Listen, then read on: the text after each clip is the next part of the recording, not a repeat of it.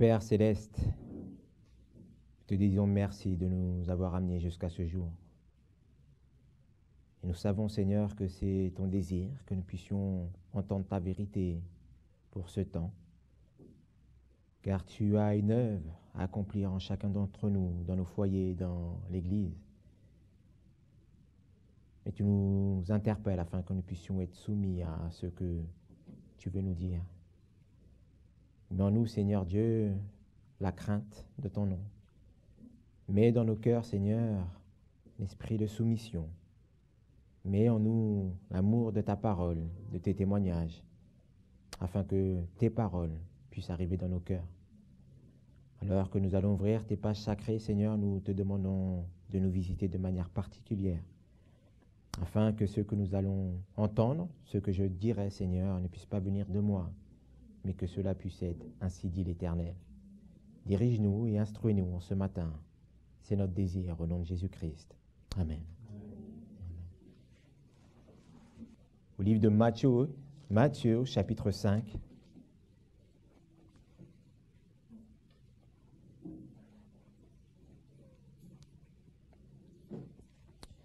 Livre de Matthieu, chapitre 5, je lirai le verset 6. « Heureux ceux qui ont faim et soif de la justice, car ils seront consolés. » Cela a été l'étude que nous avons partagée ensemble hier. Et nous avons vu de merveilleuses choses que l'Éternel attend de nous. Il désire que nous ayons soif de sa parole. Il désire de nous remplir de toutes ses connaissances spirituelles, la connaissance de Jésus-Christ lui-même. Aujourd'hui, nous partagerons ensemble « Heureux les miséricordieux, car ils obtiendront la miséricorde ». Et c'est ce que nous voyons au verset 7. Donc, lisons ensemble Matthieu chapitre 5, le verset 7. « Heureux les miséricordieux, car ils obtiendront miséricorde ». Que veut dire miséricorde, miséricordieux? Compassion, la pitié. Et plus nous avançons dans les béatitudes, plus l'Éternel désire que nous puissions comprendre ce qu'il attend de nous. Amen. Plus nous avançons dans les béatitudes, plus l'Éternel désire élever notre spiritualité. Mais l'inspiration nous dit que par nature, le cœur de l'homme est froid, indifférent et ombrageux. C'est ce que nous dit la sœur White dans Heureux ceux qui. Mais regardons ce que nous dit Jérémie au chapitre 19. Au chapitre 17, pardon. Allons dans le livre de Jérémie au chapitre 17.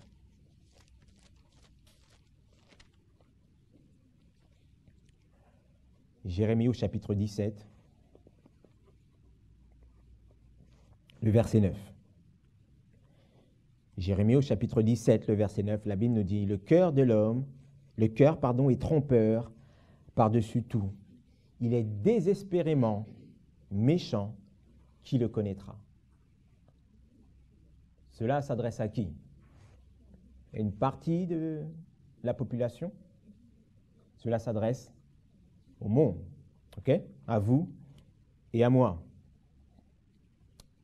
Et Marc nous précise, dans le livre de Marc au chapitre 7, ce qui vient du cœur.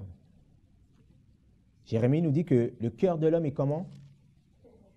Tortueux. Le mot en hébreu, c'est trompeur. Qui est l'auteur de la tromperie? Qui est l'auteur de la tromperie? Le diable. Okay? Donc la Bible est en train de nous dire, premièrement, que notre cœur est entre les mains de qui?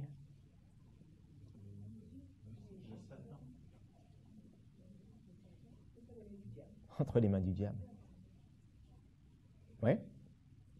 Regardons ce qui sort de notre cœur. Regardons. Marc au chapitre 7. Marc au chapitre 7, nous lirons à partir du verset 20. 21. Le verset 20. Marc au chapitre 7, le verset 20, la Bible nous dit, il disait donc, Ce qui sort de l'homme, c'est ce qui souille l'homme. Car dedans, c'est-à-dire où? Du cœur des hommes sortent les mauvaises pensées, les adultères, les fornications, les meurtres, les larcins, la cupidité, la méchanceté, la fraude, l'impudicité, l'œil envieux, la médisance, la fierté, la folie. Tous ces vices sortent au-dedans et souillent l'homme. Autant que nous sommes dans cette salle, il y a au moins un mot dans ces versets qui nous concerne. Donc cela veut nous dire que nous ne pouvons pas échapper. Notre cœur est tortueux. Oui? Oui ou non? Oui. Nous avons déjà été envieux, peut-être adultères, médisants, fous, fiers. Donc à un moment de notre expérience, de notre vie, nous avons manifesté ces choses aux yeux du monde, aux yeux de l'Éternel. Mais la parole de Dieu nous dit dans le livre de Proverbes de nous préserver de ces choses, n'est-ce pas? Donc à la première lecture, nous pouvons voir que cela est triste, peut-être désespéré, mais la parole de Dieu est remplie de pleines promesses, n'est-ce pas? Et regardons cela dans le livre de Proverbes. Proverbes au chapitre 4. Donc l'Éternel a mis en place quelque chose afin de libérer notre cœur de la méchanceté, de l'adultère, de l'envie, de la médisance, de la fierté. Proverbes au chapitre 4, le verset 23. L'homme qui était rempli de sagesse, Salomon, nous donne ce conseil. Le livre de Proverbes au chapitre 4, le verset 23 nous dit « Garde ton cœur plus que toute autre chose qu'on garde, car c'est de lui que procèdent les sources de la vie. » Donc selon ce que nous allons produire, soit ça va être la vie, soit cela va être la mort. C'est le principe biblique, toujours deux catégories de personnes. Rappelez-vous l'histoire de la parabole des 10 vierges. 5 folles, 5 sages. Okay? Caïn et Abel. Toujours deux représentations d'adorateurs dans le monde. Mais il nous dit, garde ton cœur. De quelle manière devons-nous garder notre cœur? De quelle manière? Regardons ce que nous dit le verset 20. Mon fils, ma fille, sois attentif à quoi? À mes paroles, incline ton oreille à mes discours, qu'ils ne s'éloignent pas de tes yeux, garde-les où? Dans ton cœur. Regardons le chapitre 3 du livre de Proverbes. Quelles sont les paroles que l'Éternel donne à ses filles et à ses fils? Chapitre 3 du livre de Proverbes. Mon fils, n'oublie point mon enseignement. Le véritable mot en hébreu, c'est ma loi. Et que ton cœur garde quoi? Mes commandements. Voilà le moyen que l'Éternel nous donne afin de préserver notre cœur. Sa loi, ses commandements. Nous allons continuer à lire le verset 2, car ils t'apporteront de quoi? De longs jours et des années de vie et la paix. Donc si nous voulons être en paix dans ce monde, nous devons faire quoi? Garder la loi, garder les commandements de l'Éternel, n'est-ce pas? Rappelez-vous ce que l'Éternel avait dit à ses disciples. Je vous donne quoi? Ma paix, mais pas celle du monde. Ok. Regardons un petit moment là, de quelle manière on essaye d'installer la paix dans le monde. De quelle manière? Comment on fait? La guerre, Donc on fait l'opposé. Pour être en paix, on fait la guerre. Mais deux pays, on va prendre deux pays, ils vont faire des alliances, ok? Mais bien souvent, les pays n'ont pas les mêmes lois, n'ont pas les mêmes statuts, n'ont pas la même religion. Alors, comment on fait pour avoir cette paix? Des compromis. Des compromis. Des compromis. Est-ce que Christ, en son temps, a-t-il fait des compromis? Non. La parole qu'il donnait était une parole pure. Aucun compromis. Est-ce que nous, des fois, dans notre vie, nous faisons des compromis pour être en paix avec notre voisin, avec l'État? Est-ce que parfois, l'Église fait des compromis pour être en paix avec l'État, pour être en paix avec les autres religions? Ça, c'est la paix du monde. Et cette paix emmène à la destruction. Mais Dieu est un Dieu de principe, n'est-ce pas? Lisons le verset 4 du livre de Proverbes au chapitre 3. L'Éternel désire, et tu obtiendras la grâce et une grande sagesse aux yeux de Dieu et aux yeux de qui? Des hommes. C'est de cette manière qu'on va obtenir la grâce aux yeux de Dieu, aux yeux des hommes. La Bible nous dit dans le livre de Luc, chapitre 2, au premier, verset 40, que ce jeune enfant, Christ, grandissait comment? En stature et en grâce. Devant qui? Devant Dieu et devant les hommes. Si nos enfants, nous désirons que nos enfants, nos nièces, nos neveux, puissent grandir en sagesse, qu'est-ce qu'ils doivent garder? Qu'est-ce qu'ils doivent garder dans leur cœur? Qu'est-ce qu'on doit leur enseigner? La parole de Dieu. Je serre ta parole dans mon cœur afin de ne pas pécher contre toi. Amen. Le verset 5 nous dit, « Confie-toi en l'Éternel de tout ton cœur et ne t'appuie point sur ta sagesse, sur ta propre prudence. Considère-le dans toutes tes voies et il dirigera tes sentiers. Ne sois point sage à tes propres yeux, crains l'Éternel et détourne-toi du mal. » La crainte de l'Éternel, c'est le commencement de quoi? De la sagesse. Et la sagesse, c'est se détourner du mal. La haine du mal. Le verset 8 nous dit, ce sera quoi? La santé pour tes muscles et un rafraîchissement pour tes os. Regardons un petit peu ce verset. Qu'est-ce qui nous donne la santé? Qu'est-ce qui nous donne la santé? La crainte de l'Éternel. Et celui qui a la crainte de l'Éternel, il garde les commandements de l'Éternel. Il observe la loi de l'Éternel, oui. Mais Dieu nous dit qu'il va nous donner quoi? La santé. Donc regardons cela d'une manière basique. Lorsque nous regardons et lorsque nous sommes malades, la sœur Watt nous dit que bien souvent, c'est parce que nous avons brisé les lois de la santé. Ouais. Bien entendu, nous avons eu peut-être une alimentation pendant des années. Nous avons acquis des choses héréditaires de nos parents, de notre génération.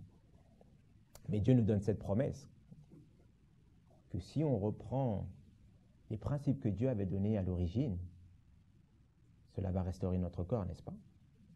Cela ne veut pas dire que nous allons vivre éternellement, non? Ok? Mais nous lui donnons gloire à travers ce que Dieu, l'Éternel, nous a prescrit.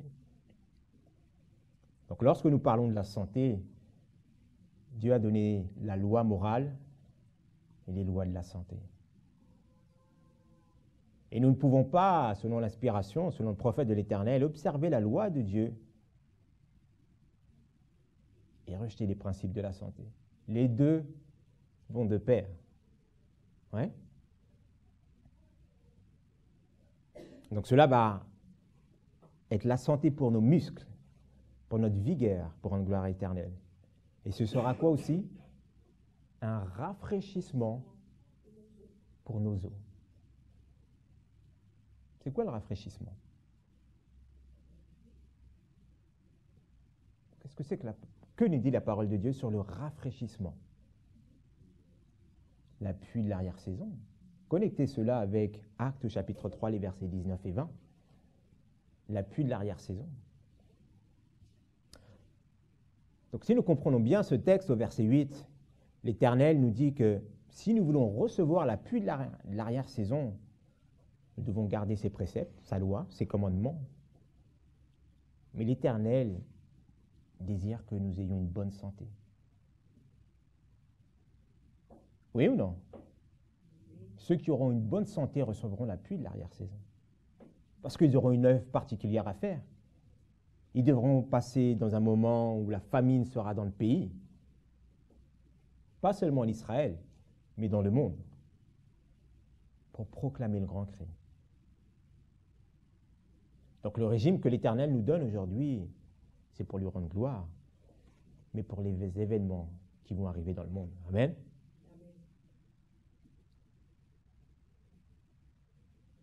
Mais la Bible nous dit que notre cœur est tortueux. Nous avons perdu toutes ces lumières. Romains au chapitre 3, le verset 23 nous dit « Car tous ont péché et tous sont privés de la gloire de Dieu. » À quel moment cela s'est passé pour la première fois que l'homme a été privé de la gloire de Dieu? Dans le jardin d'Éden. Ouais. Et pour quelle raison? La désobéissance. La désobéissance. La transgression de la loi de Dieu. Regardez ce que nous dit Apocalypse au chapitre 12, le verset 12. Apocalypse 12. Allez avec moi dans le livre d'Apocalypse au chapitre 12. 12. Apocalypse au chapitre 12.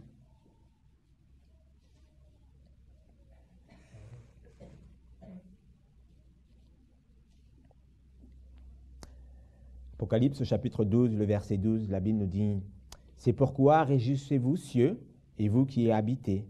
Malheur à vous, habitants de la terre et de la mer, car le diable est descendu vers vous avec une grande fureur, sachant qu'il n'a peu de temps. » Pour quelle raison le révélateur Jean nous dit « Réjouissez-vous, cieux ». Pour quelle raison Jean nous dit cela? Parce que le diable n'y est plus. Et pourquoi Jean nous dit malheur à ceux qui sont sur la terre? Parce qu'il est descendu avec une grande fureur, sachant qu'il n'a peu de temps. Et quel est son objectif? Entraîner le plus avec lui. Et c'est ce qu'il a fait avec Ève. Oui, c'est ce qu'il a fait avec Ève. Et par quel moyen il a opéré ces choses? Par quel moyen? Le mensonge. La quoi? La tromperie. La tromperie. Regardons ce que nous dit Jean au chapitre 8, le verset 24. Allons dans le livre de Jean, au chapitre 8, le verset 24. Nous regardons un moment comment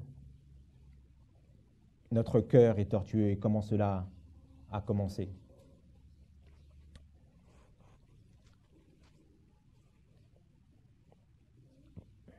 Jean au chapitre 8, le verset 44.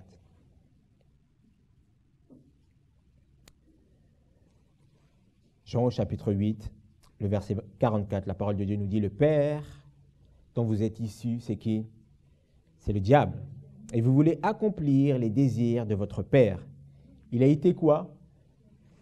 Meurtrier dès le commencement. Il n'a point persisté dans quoi? Dans la vérité.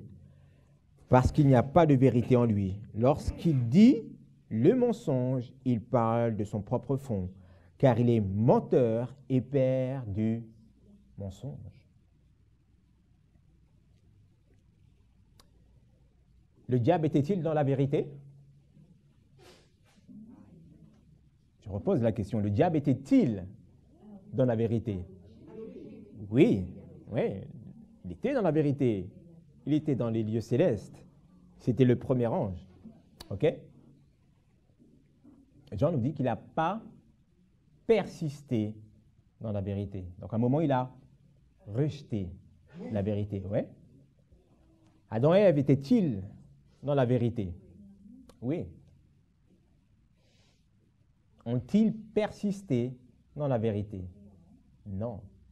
L'ennemi, le diable, est venu les tromper. Est venu les tromper comment? Avec la parole de Dieu. L'Éternel a-t-il réellement dit? Dieu a-t-il réellement dit? Dieu leur a dit que lorsque vous allez manger de ce fruit, vous allez quoi? Mourir. Et vous serez comme Dieu.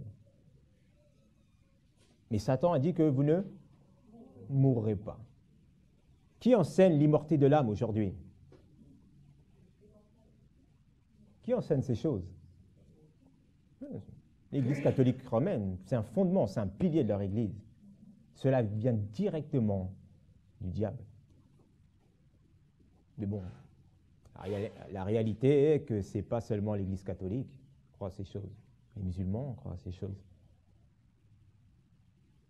Beaucoup de religions apostates, issues du protestantisme, croient en ces choses. Mais la parole de Dieu, vous l'avez vu hier dans le livre d'Ésaïe au chapitre 14, que Satan disait où? En son cœur. En son cœur. Tout est venu en son cœur. Et lui, ce qu'il avait dans son cœur, il l'a insufflé à Adam et Ève. Et c'est ce que nous avons hérité, vous et moi. Et quel est le remède que l'Éternel a donné afin de nous libérer de l'emprise de l'ennemi? Qu'est-ce qu'il a donné? Quelle est la promesse qu'il a donnée à Adam et Ève? Quelle est cette promesse? La première promesse que nous voyons dans la parole de Dieu. Genèse 3,15, je mettrai inimitié. Christ seul a le pouvoir d'enlever ces choses dans notre cœur. Lui seul fera la séparation. Vous et moi, nous n'avons aucune autorité, aucun pouvoir pour produire ces choses. Christ seul. Regardons, allez avec moi dans les livres de 2 Corinthiens. 2 Corinthiens au chapitre 4. 2 Corinthiens au chapitre 4. Au départ, Adam et Ève avaient-ils une bonne vision du Christ? Oui. Mais Satan est venu voiler, pervertir cette vision. Rappelons-nous, hier, nous avons dit que Daniel et Jean étaient appelés comment? Des comment? Comment ils sont appelés dans la parole de Dieu, Daniel et Jean? Des bien-aimés. Ouais. Oui. L'Éternel leur a donné des visions. Ouais, c'est ce que nous voyons dans les livres d'Apocalypse et les livres de Daniel. Et l'ange Gabriel est venu leur donner les explications. Nous avons dit que nous-mêmes, nous voulons être des bien-aimés de l'Éternel, n'est-ce pas? Donc nous devons avoir une bonne quoi? Une bonne vision du Christ. Amen. Regardons ce que nous dit 2 Corinthiens au chapitre 4. 2 Corinthiens au chapitre 4. Nous lirons à partir du verset 1er. C'est pourquoi, ayant ce ministère, selon quoi? La miséricorde qui vous a été faite, ne perdons pas courage. Nous avons tous reçu le ministère de quoi? De la miséricorde. Parce que nous avons accepté la miséricorde, la compassion de Dieu. Donc nous aussi, nous avons ce ministère de le partager. Amen. C'est pour ça que la Bible, que l'Éternel dit « Heureux ceux qui sont miséricordieux, car ils obtiendront miséricorde ». Le verset 2 nous dit « Mais nous avons rejeté les choses honteuses qu'on quoi? Qu'on cache. Ne nous conduisons point avec artifice. Et ne falsifions point la parole de Dieu, mais nous recommandons nous-mêmes auprès de toute conscience d'homme devant Dieu pour la manifestation de la vérité. Que si notre évangile est comment? est voilé, il est voilé pour ceux qui périssent. Satan a voilé l'évangile à Adam et Ève. Et ils ont péri, ils ont hérité de la mort. Mais il y a eu la promesse entre-temps. Amen. Le verset 4 nous dit, « Pour les incrédules, dont le Dieu de ce siècle a aveuglé l'esprit, afin qu'ils ne soient pas éclairés par la lumière glorieuse de quoi? De l'évangile de Christ, qui est à l'image de Dieu. » Qu'est-ce que c'est que l'évangile?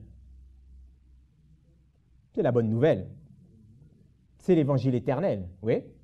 Le message du premier, deuxième et troisième ange. L'apôtre Paul appelle ça l'évangile de Christ. Et cet évangile est comment? Éternel, il est à l'image de Dieu. Et Dieu est quoi? Éternel, selon le livre de 1 Jean, chapitre 4. Dieu est amour. Donc les messages du premier, deuxième et troisième ange, ce sont des messages de quoi? D'amour. Bien souvent, on va voir cela comme des choses comme on peut voir sur les chartes. On va se limiter à ça. Mais on ne voit pas la miséricorde et l'amour de Dieu. Parce que cela est pour toute nation, toute tribu, toute langue, afin de revenir à Christ. Le verset 5 nous dit, « Car nous ne prêchons pas nous-mêmes, mais nous prêchons Jésus-Christ le Seigneur, et pour nous, nous sommes vos serviteurs à cause de Jésus. » Le verset 6 nous dit, « Car le Dieu qui a commandé que la lumière resplendisse au milieu des ténèbres, est celui qui a resplendi dans nos quoi?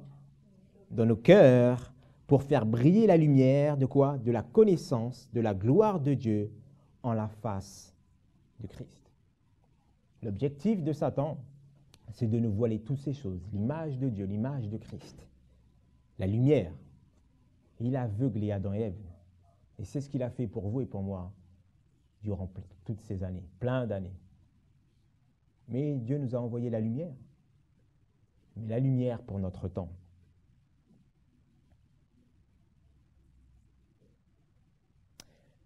Allons dans le livre d'Exode. Exode au chapitre 33. Exode au chapitre 33. L'apôtre Paul est en train de nous dire qu'il a envoyé la lumière afin de faire briller la lumière de sa connaissance de la gloire de Dieu. Mais qu'est-ce que c'est que la gloire de Dieu? Que nous dit la parole de Dieu sur la gloire de Dieu? Regardons ce que nous dit Moïse dans le livre d'Exode au chapitre 33.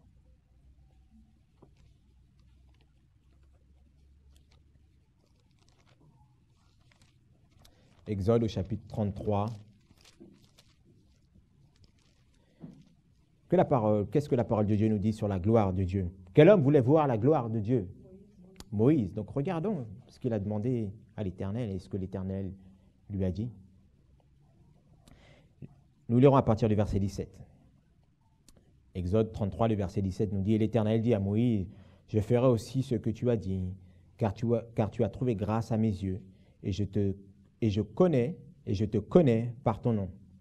Et Moïse dit, je te prie, fais-moi voir ta gloire. » Regardons la réponse de l'Éternel. Et l'Éternel répondit, je ferai passer toute quoi? Ma bonté devant ta face, et je crierai devant toi le nom de l'Éternel. Je ferai grâce à qui je ferai grâce, et j'aurai compassion de qui j'aurai compassion. Moïse a demandé à voir la gloire de Dieu. Dieu lui a dit, je ferai passer ma bonté devant toi. Regardons ce que nous dit au chapitre 34. Chapitre 34, à partir du verset 5. Exode 34, le verset 5, la Bible nous dit, « Et l'Éternel descendit dans la nuée et se tint là avec lui, et cria le nom de l'Éternel. Et l'Éternel passa devant lui et cria, l'Éternel, l'Éternel, le Dieu comment? Miséricordieux et compatissant, lent à la colère, abondant en grâce et en fidélité, qui conserve sa grâce jusqu'à 1000 générations, qui pardonne l'iniquité, le crime et le péché, mais ne tient pas le coupable pour clair, pour innocent, qui punit l'iniquité des pères sur les enfants et sur les enfants des enfants jusqu'à la 3e et la 4e génération. Donc la gloire de Dieu, qu'est-ce que représenté par la gloire de Dieu? La miséricorde. Donc si nous voulons refléter la gloire de Dieu, nous devons être miséricordieux. Nous devons être compatissants, lents à la colère, abondants en grâce, et nous devons être dans la fidélité, la vérité de Dieu. Amen. Amen. Donc hier, nous avons touché un petit peu sur la nature divine, sur la plénitude de Dieu, qui représente le caractère de Dieu.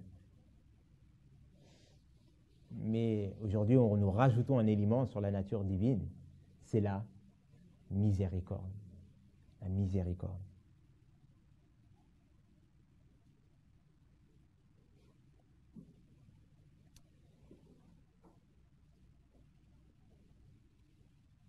Donc là, nous avons commencé en disant que le corps de l'homme est tortueux.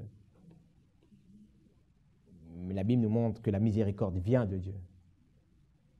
Et nous avons vu que pour garder notre cœur, le protéger, nous devons garder les préceptes de l'Éternel, la loi, les commandements de l'Éternel. Mais qu'est-ce que l'Éternel emploie comme moyen afin de voir ce que nous avons dans notre cœur? Voulez-vous savoir ce qu'il y a dans votre cœur? Dans votre cœur? Oui ou non? Oui. Qu'est-ce que l'Éternel nous donne pour savoir ce qu'il y a dans nos cœurs? Sa parole. Ouais. Des épreuves. OK. Allons dans les livres de Daniel au chapitre 2. Daniel au chapitre 2. On a visité cela par plusieurs fois. Je crois que les 3 speakers ont dû parler du livre de Daniel au chapitre 2, il me semble. Mais regardons quels moyens l'Éternel utilise pour nous montrer ce qu'il y a dans nos cœurs. De quoi nous parle Daniel au chapitre 2? Le songe de Nebuchadnezzar. Il ne se rappelle pas du songe. Mais un serviteur lui dit, il y a un homme en Israël qui peut t'aider à ce sujet. Ouais. C'est Daniel. Ouais. Regardons ce que nous dit la parole de Dieu.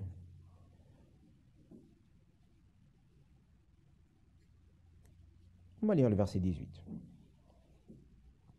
On va lire le verset. Je vais lire à partir du verset 16. Daniel 2, le verset 16 nous dit, Daniel entra et pria le roi de lui accorder du temps pour donner l'interprétation au roi. Puis Daniel alla dans sa maison et informa de cette affaire Anania, Micha et Azaria et ses compagnons pour implorer quoi? La miséricorde, la compassion des dieux des cieux, touchant quoi? Le secret, afin qu'on ne fît point périr Daniel et ses compagnons avec le reste des sages de Babylone. Alors le secret fut révélé à qui? À Daniel, comment? Dans une vision, pendant la nuit, et Daniel bénit le Dieu des cieux. Qu'est-ce que c'est que le secret dans la parole de Dieu? Nous l'avons vu hier, c'est un mystère. Mais l'Éternel désire faire quoi avec les mystères en réalité? Nous les révéler. Il avait donné un mystère à Nebuchadnezzar. Oui. Mais l'Éternel voulait révéler quelque chose à Nebuchadnezzar à travers ce mystère. Oui. Sautons quelques versets. Allons au verset 30 ensemble. Et lisons le verset 30. Lisons le verset 30 du livre de Daniel au chapitre 2. Et ce secret m'a été révélé, non qu'il y ait en moi plus de sagesse qu'aucun des vivants, mais pour que l'interprétation en soit donnée au roi et que tu connaisses les pensées de quoi? de ton cœur. Donc, quel est le moyen que l'Éternel utilise afin de montrer ce qu'il y a dans mon cœur, dans vos cœurs? La parole prophétique. Oui. Dieu lui a donné une vision. Oui. Un songe. Il lui a révélé la prophétie. C'est ce que nous voyons sur ces chartes. Oui. Et l'objectif de Dieu, c'était quoi pour Nebuchadnezzar? Quel était l'objectif de Dieu envers Nebuchadnezzar? Le sauver. Le sauver. Et il lui a donné cette vision. Il voulait lui montrer ce qu'il avait dans son cœur. Et qu'avait-il dans son cœur, Nebuchadnezzar? L'orgueil. Qu'avait-il Satan dans son cœur? L'orgueil. Qu'avons-nous dans notre cœur? L'orgueil. Et Dieu nous donne la surparole de la prophétie afin de nous révéler ce que nous avons dans notre cœur. C'est ce qu'il a fait avec Nebuchadnezzar. Et c'est ce qu'il veut faire, et c'est ce qu'il a fait avec vous et avec moi. Parce que pour lui, son royaume allait être éternel, n'est-ce pas? Mais Dieu lui a montré que non. C'est moi qui donne, c'est moi qui reprends. Et que ton royaume allait prendre fin. Donc, qu'est-ce que l'Éternel nous donne pour voir ce qu'il y a dans notre cœur? La parole prophétique. La parole prophétique. Donc, effectivement, la loi, les préceptes de l'Éternel nous montrent les choses, l'amour de Dieu. Et la parole de prophétique, elle est précise, elle est concise. Elle inspecte les moindres aspects de notre vie. Prenons un autre exemple, parce que la parole de Dieu nous dit que c'est sur les témoignages de 2 ou 3 qu'une chose est établie, n'est-ce pas? Amen. Allez avec moi dans le livre de 1 Samuel au chapitre 9. 1 Samuel au chapitre 9. Donc la miséricorde de Dieu se manifeste à travers la parole prophétique. La parole prophétique.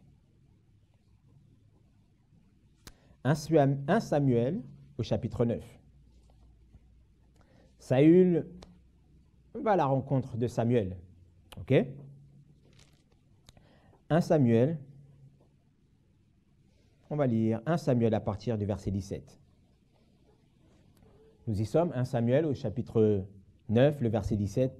Et lorsque Samuel eut vu Saül, l'Éternel lui dit, « Voici l'homme dont je t'ai parlé, c'est lui qui dominera sur mon peuple. » Et Saül s'approcha de Samuel au milieu de la porte et dit, « Indique-moi, je te prie, où est qui? La maison du voyant. » Qu'est-ce que cela représente un voyant dans la parole de Dieu? Un prophète. OK? Un prophète. Ouais. Lisons le verset 19. Et Samuel répondit à Saül et dit, « C'est moi qui suis le voyant, le prophète. Monte devant moi en haut lieu, et vous mangerez aujourd'hui avec moi. Et je ne te laisserai pas aller au matin, et je te déclarerai tout ce qui est où?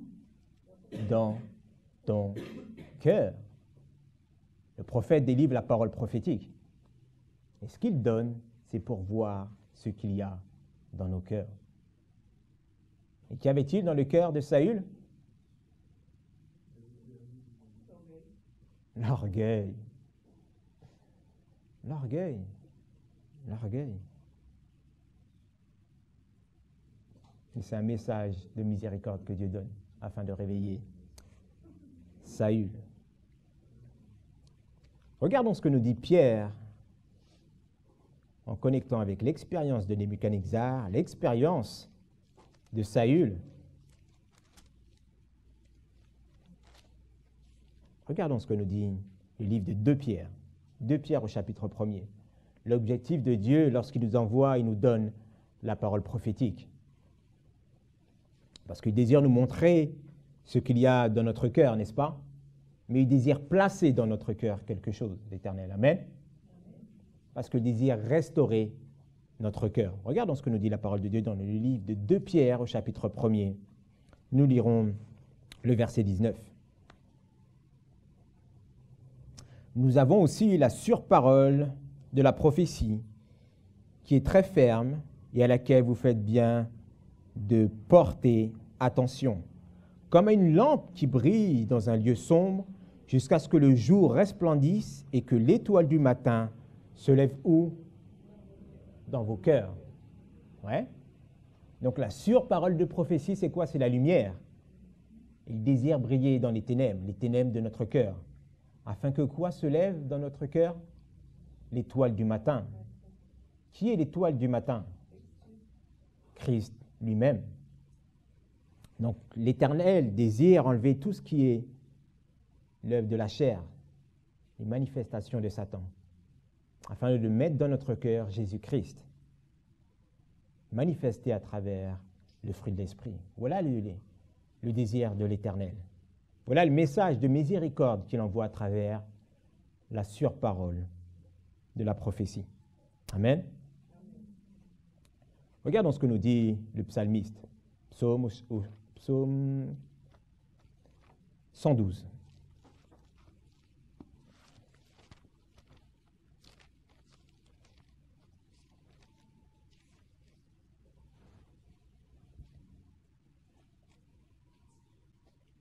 Psaume 112, le verset 4. Psaume 112, le verset 4 nous dit « La lumière se lève dans les ténèbres pour l'homme droit. Il est compatissant, miséricordieux et juste. » L'Éternel désire placer la lumière dans nos cœurs. Mais allons-nous l'accepter? Allons-nous accepter le message de miséricorde? Allons-nous accepter la surparole de la prophétie? L'Éternel désire que nous puissions être miséricordieux, mais acceptons son message de miséricorde. Une question. Quel est le dernier message de miséricorde?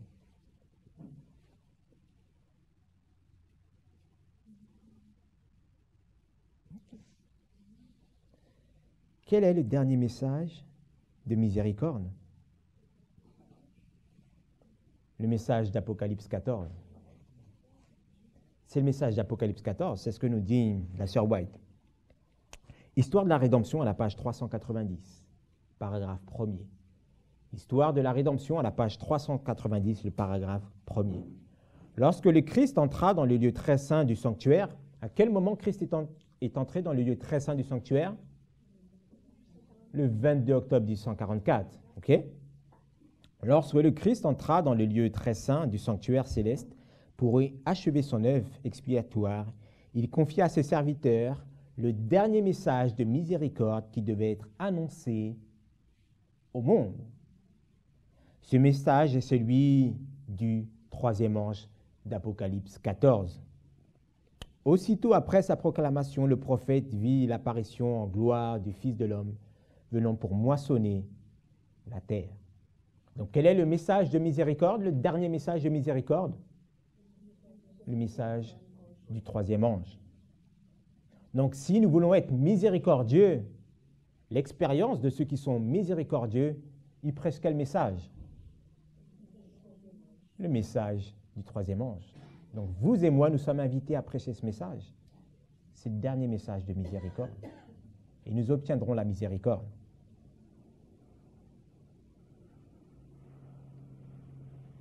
Donc, les béatitudes sont connectées avec la parole prophétique. On ne peut pas les dissocier, n'est-ce pas? Le message, il est complet. Il est complet. Et le message d'Apocalypse 14, le message du premier, deuxième et troisième message, c'est la surparole de la prophétie. Ce sont les visions de qui? De Jean, que l'Éternel lui a données. Est-ce que c'est la même vision que l'Éternel a donnée à Nebuchadnezzar? Oui. Oui. C'est pour lui montrer ce qu'il a dans nos cœurs. Donc lorsque nous prêchons le message du troisième ange, c'est pour montrer ce que nous avons dans notre cœur. Allons-nous obéir aux paroles de Dieu, aux paroles des hommes? Le vrai sabbat ou le faux sabbat?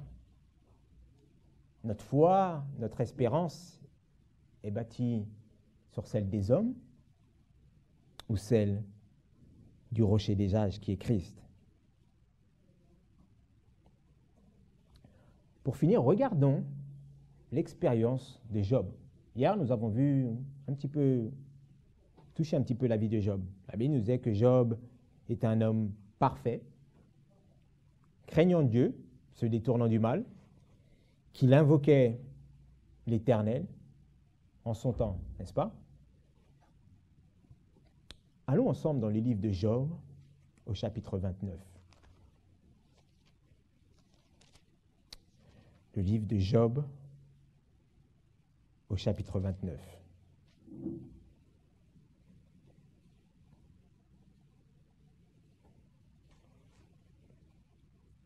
Le livre de Job, au chapitre 29.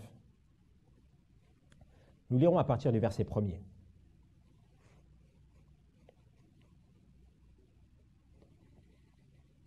Job continua son discours sentencieux et dit : « Oh, que ne suis-je comme au mois d'autrefois, comme au jour où Dieu me regardait, quand son flambeau luisait sur ma tête, quand je marchais et à sa lumière dans les ténèbres.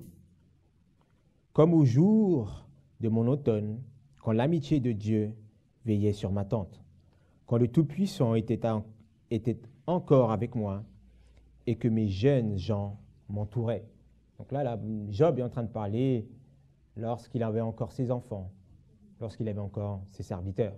Pour lui, c'était des beaux jours, n'est-ce pas? Tout cela est passé parce que l'Éternel a donné l'autorité à Satan de s'attaquer à lui. Le verset 6, « Quand je levais mes pieds dans le lait, je lavais mes pieds dans le lait, et que le rocher se fondait près de moi au torrent d'huile. Quand je sortais pour me rendre à la porte de la ville, et que je me faisais préparer un siège dans la place publique, les jeunes gens me voyaient, se retiraient, les vieillards se levaient et se tenaient debout. Des princes s'arrêtaient de parler et mettaient les mains sur leur bouche. La voix des chefs s'éteignait et leur langue s'attachait à leur palais, car l'oreille qui m'entendait me proclamait heureux, et l'œil qui me voyait me rendait témoignage. Donc lorsque Job marchait, lorsque il était en train de vivre, il rendait un témoignage. Les hommes reconnaissaient que c'était un serviteur de l'Éternel, n'est-ce pas? Oui. Le verset 12. « Car je délivrais l'affligé qui criait et l'orphelin qui n'avait personne pour le secourir. La bénédiction de celui qui s'en allait périr venait sur moi, et je faisais chanter de joie le cœur de la veuve. Je me revêtais de la justice, et elle se revêtait de moi. Mon équité était mon manteau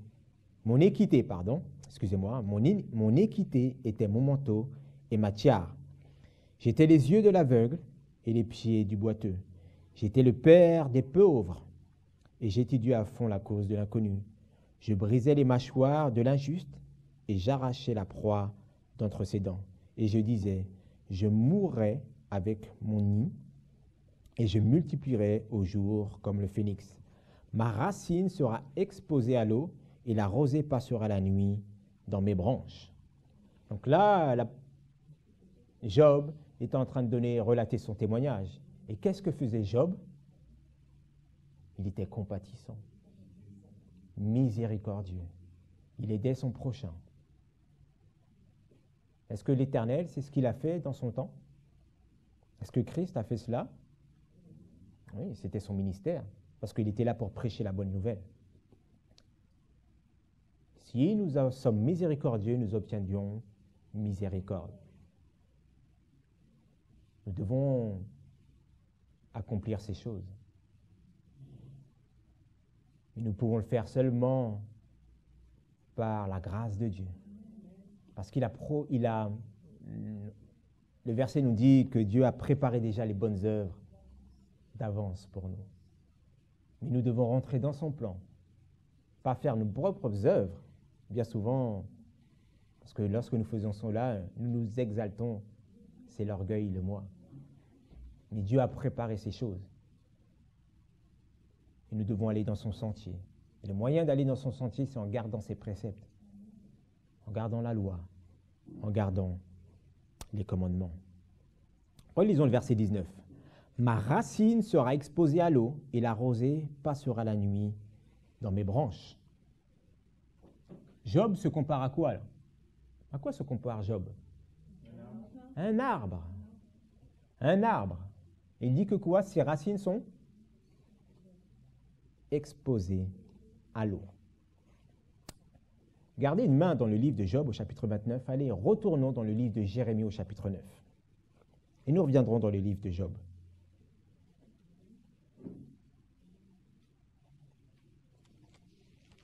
Jérémie au chapitre 17. Jérémie 17.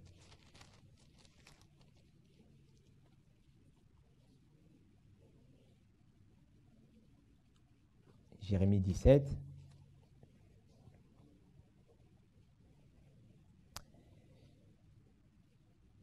Job était-il béni? Amen. Ouais. Regardons ce que nous dit Jérémie au chapitre 17, le verset 7. Jérémie 17, le verset 7, la parole de Dieu nous dit « Béni soit l'homme qui se confie en l'Éternel, dont l'Éternel est l'espérance et la confiance. Il sera comme quoi? Comme un arbre planté près des eaux, qui étend ses racines le long des eaux courantes, qui lorsque vient la chaleur, ne la craint point, mais dont la feuille est verte, il n'est point en peine dans l'année de la sécheresse, et ne cesse, de porter du fruit. » Donc une bénédiction pour celui qui se confie en l'Éternel. Il sera un arbre planté près des courants d'eau. Connecté, il est connecté tout le temps à l'eau. La parole de Dieu, le rafraîchissement. Et cela donne de quoi? De la vie à l'arbre. Ouais, de la vie à l'arbre. Mais regardons quelque chose d'intéressant. Le long des eaux courantes, qui lorsque la chaleur vient, ne la craint point. À quel moment la chaleur, elle vient? Qu'est-ce qui produit la chaleur? Le soleil, ouais, le soleil. Mais à quel moment le soleil est le plus chaud? Ok, à midi, lorsqu'il est à son zénith, n'est-ce pas? Ok, mais regardons quelque chose. La Bible nous dit, lorsque la chaleur vient, il ne la craint point. Donc on a dit, c'est lorsque le soleil se lève et à son zénith. Le soleil. Allez avec moi dans le livre de Matthieu.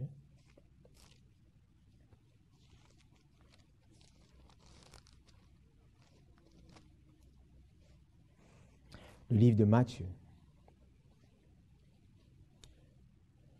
Nous regardons les béatitudes d'une manière pratique pour nous. Et jusqu'à présent, nous regardons dans la perspective que cela est une préparation. Pourquoi? Pour la crise. La loi du dimanche, ouais. Regardons ce que nous dit le livre de Matthieu au chapitre 13. Nous connaissons ce sermon. Il y a un semeur qui vient, on va lire, pour semer. Lisons le verset 4. Matthieu au chapitre 13, le verset 4. Un semeur sorti, vous y êtes? C'est bon? Matthieu 13, le verset 4. Un semeur sorti pour semer. Comme il semait, une partie de la semence tomba le long du chemin, et les oiseaux vinrent et la mangèrent toute. Une autre partie tomba sur les endroits pierreux, où elle n'avait que peu de terre, et elle se leva aussitôt, parce qu'elle n'entra pas profondément dans la terre. Mais lorsque quoi? Le soleil, c'est quoi? Étant levé, elle fut quoi? Brûlée. Et parce qu'elle n'avait point de racines, elle quoi? Elle sécha. Ok. Est-ce que Job, lorsque la chaleur venait se lever, est-ce qu'il séchait? Non, la Bible nous dit que ses feuilles restaient comment? verte. Ouais. Mais là, la Bible elle nous dit, mais le soleil s'étant levé, elle fut brûlée. Donc, il y a une catégorie d'hommes qui, lorsque le soleil va se lever, ils vont être brûlés par le soleil. Pourquoi? Parce qu'elle n'avait point de quoi? De racines. De racines. À quel moment dans l'humanité le soleil va se lever? À la loi du dimanche. Le soleil se lève. L'adoration, c'est quoi? Le dimanche, on adore quoi? Le soleil. Lorsque l'homme, le mystère de l'iniquité, le fils de la perdition, la bête et le dragon et les faux prophètes vont élever le soleil, ceux qui ne seront pas enracinés vont être brûlés. Ce soleil qui se lève représente la loi du dimanche dans ce verset. Vous le voyez comme moi, oui ou non? Oui. Donc la Bible elle nous dit parce qu'elle n'avait point de racines. Sautons quelques versets. Allons verset 21. Mais il n'avait point de racines en lui-même. Il ne dure qu'un moment. Donc la parole a été semée, mais il n'y avait pas de racines. Donc il a entendu les enseignements, mais cela ne dure qu'un moment. Ok? Donc il n'était pas connecté aux eaux. Ses racines n'étaient pas connectées aux eaux continuellement. Ok? Mais il n'avait point de racines en lui-même. Il ne dure qu'un moment. Et lorsque quoi? L'affliction ou la persécution survinrent à cause de la parole, il se scandalise aussitôt.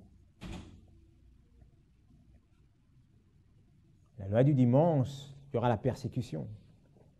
À la loi du dimanche, lors de cette grande crise, il y aura la famine, il y aura l'affliction, il y aura la persécution.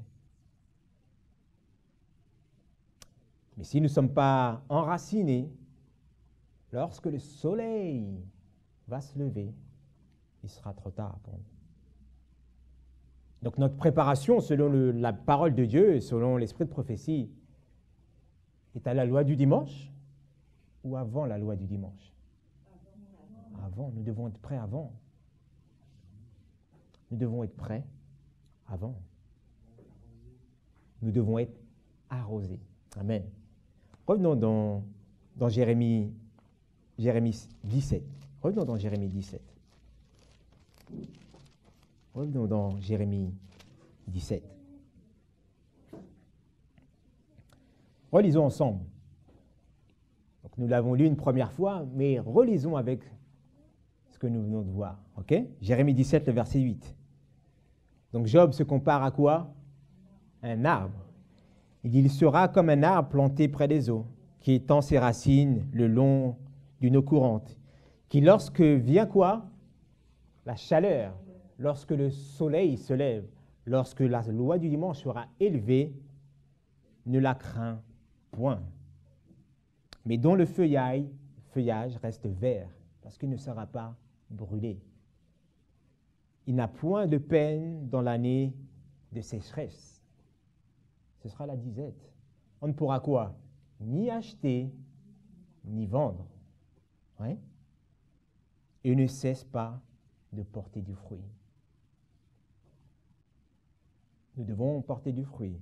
Nous devons être ce feuillage toujours vert.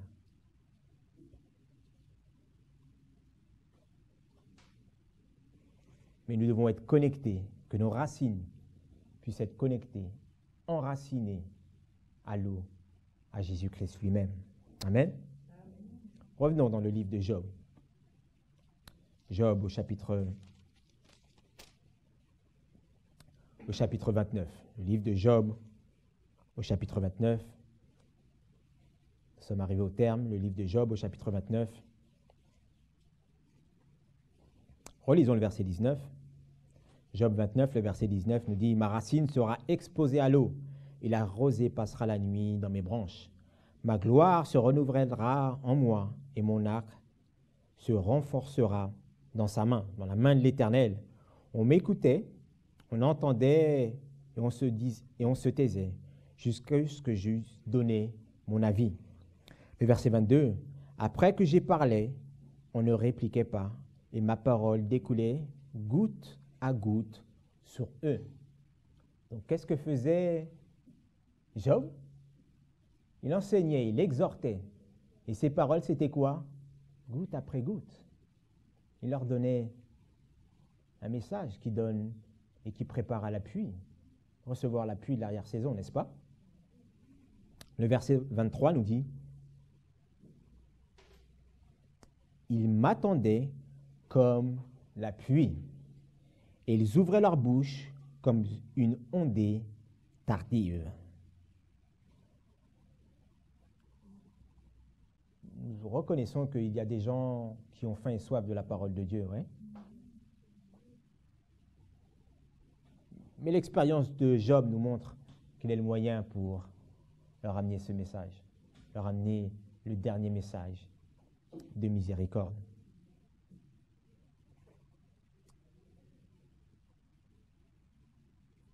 Donc, Job, l'expérience de Job nous montre qu'il était miséricordieux, il était attentionné envers son prochain, qu'il donnait le message de miséricorde, donc il donnait le dernier message d'avertissement, ce message donné au monde les gouttes pour préparer et recevoir la pluie, pour préparer pour recevoir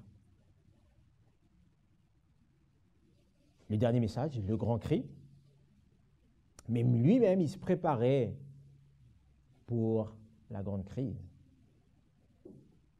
Parce qu'il était connecté, enraciné en Jésus-Christ. Allons dans le livre de Proverbes au chapitre 11.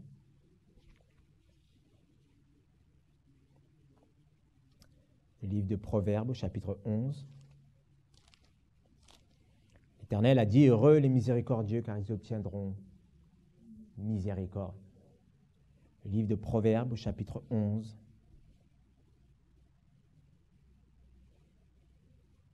Le verset 25. Celui qui est bienfaisant, qui est miséricordieux, compatissant, sera rassasié. Et celui qui arrose sera aussi arrosé lui-même. Ça a été l'expérience de Job? Oui, il a été miséricordieux, compatissant, et il a arrosé par la parole, par son témoignage. Heureux les miséricordieux, car ils obtiendront miséricorde. Voulons-nous être miséricordieux? Amen. Voulons-nous donner le dernier message de miséricorde? Amen. Que cela puisse se produire en nous par sa parole. Prions.